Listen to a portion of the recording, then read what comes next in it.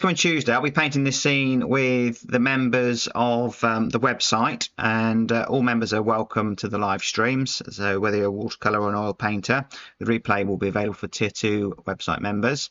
But obviously a scene like this is quite daunting. I use a lot of mid-journey images, as you know, and do master studies, which I think are easier to paint because a lot of the information's been taken away. But when you come to a scene like this, which is a crazy amount of detail, and the live stream will be about an hour, but I'll get the painting finished from start to finish, and obviously in the live stream I'll explain in detail how I do that as I'm doing it, but just a little bit of an insight to what goes through my mind. I don't do a digital drawing or mess about with my tablet with every painting.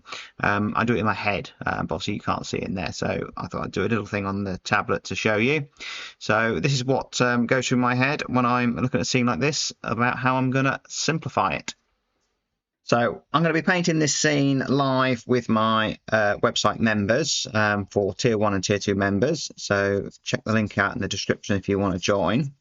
So what I'm going to do, we're going to be working from this photograph. So this video, I'm going to explain what I'm doing here to simplify it, to make it easier for members and for myself to paint.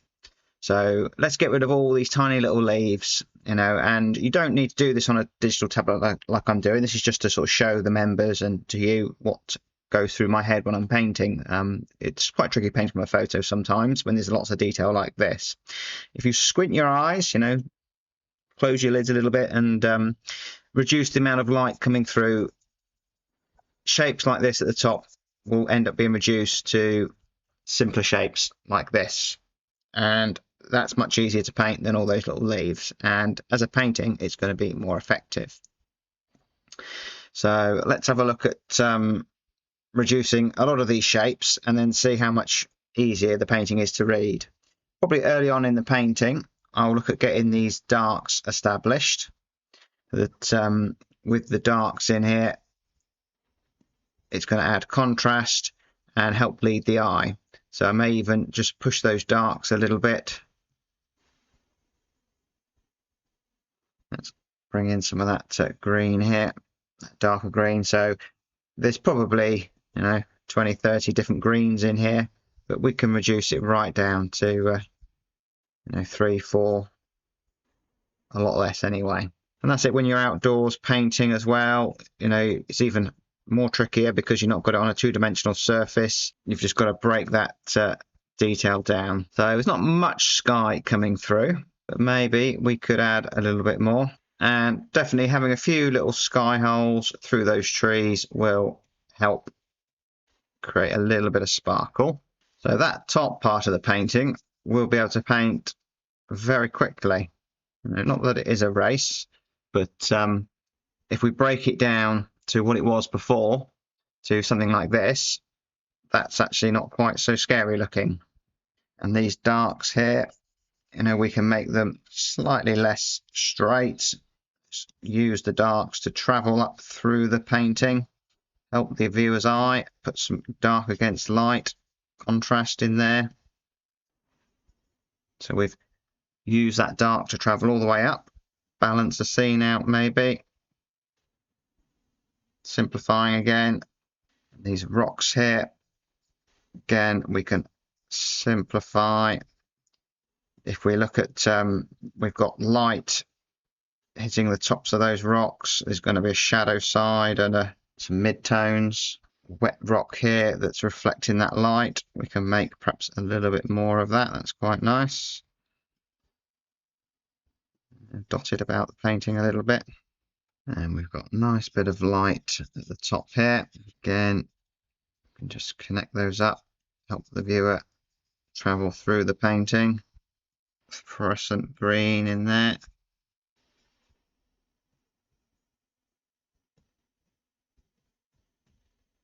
Suggestion of a few branches, and maybe light against dark going across the lighter areas there, and without overdoing it.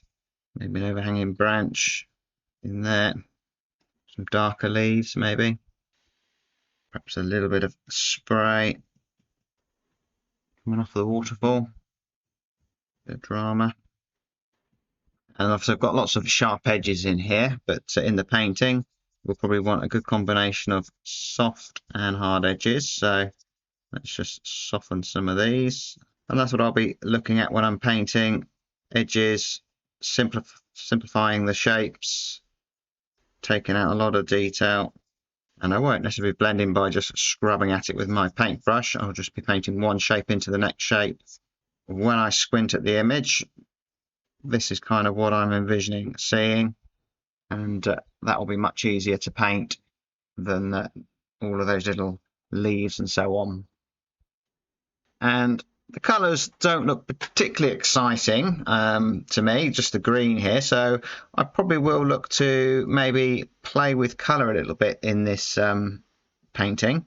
And I'll probably have a look at playing with some warm and cool colours, maybe not as bright as that. So as long as the values are the same, that you know, I could put some purple in here and have a little bit of a play with colours, that the purple and the green probably work all right together.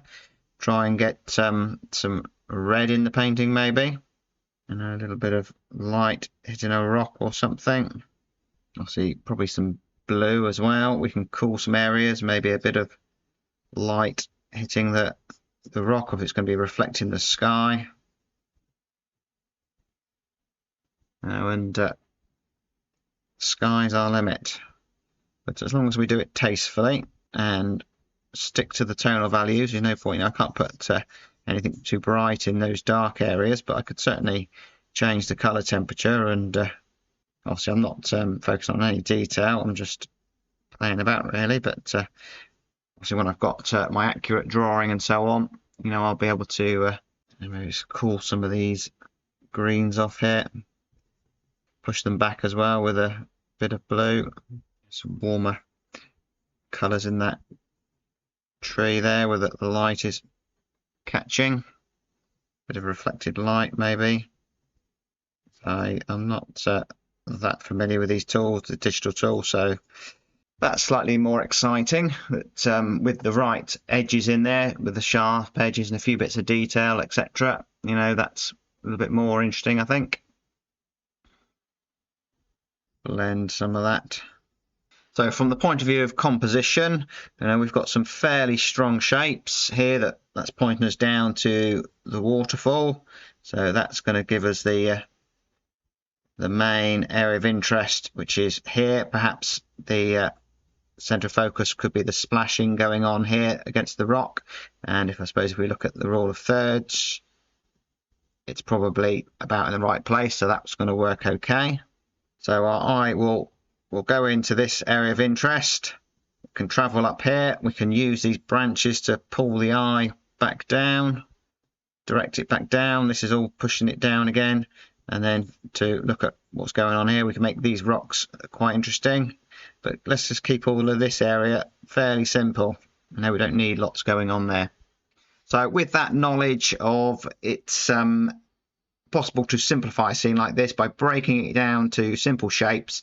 As long as I keep those tonal values correct, I can even play with color temperature and try and make the scene a little bit more interesting. I'm not a huge fan of just green paintings, so if I can put some mauve and blues and whatever else in there and make it slightly more exciting, I'll go for that. We've got a good composition. Say the photograph which was shared on Unsplash is a great photo to be working with, but certainly in the early days I would be very scared to paint this, not really knowing where to go, but we don't have to be, it can be done. So if you want to paint with me on this Tuesday or watch the demonstration live and have a chat with me at the end and other members, check out the link in the description to join. And it'll be at a time suitable for Australian members and European, but we do have a live stream also in the week which is suitable for members of the USA, which we'll be doing a different painting. But if you're a member of the Tier 2 oil painting on the website, you'll watch the replay anyway. So until next time, bye for now.